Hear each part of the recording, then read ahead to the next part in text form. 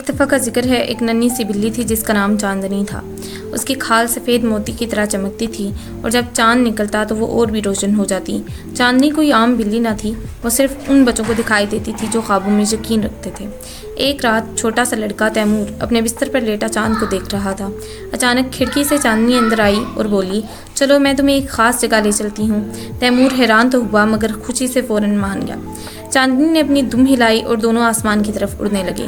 وہ چمکتے ستاروں کے درمیان سے گزرتے ہوئے ایک جادوئی جزیرے پر پہنچے۔ یہ جزیرہ آسمان کے بیچوں بیچ ہوا میں تیر رہا تھا۔ وہاں نیلے درخت تھے جن پر چاند جیسے پھل لگے تھے اور زمین ستاروں سے جگمگا رہی تھی۔ تیمور نے دیکھا کہ وہاں کے پرندے گیت گاتے تھے اور ہوا میں تیرتے جگنو کہانیاں سناتے تھے۔ چاندنی بولی، یہ خوابوں کا جزیرہ ہے جہاں صرف سچے دل والے بچے جا سکتے ہیں۔ تیمور نے وہاں دوستی، ہمت اور سچائی کی طاقت سیکھی۔ جب وہ واپس آیا تو اس کے دل میں ایک خاص چمک تھی۔ اگلی صبح جب تیمور جاگا، اس کے تکیے کے نیچے ایک چاند جیسا سفید بال پڑا تھا، شاید چاندنی کی نشانی۔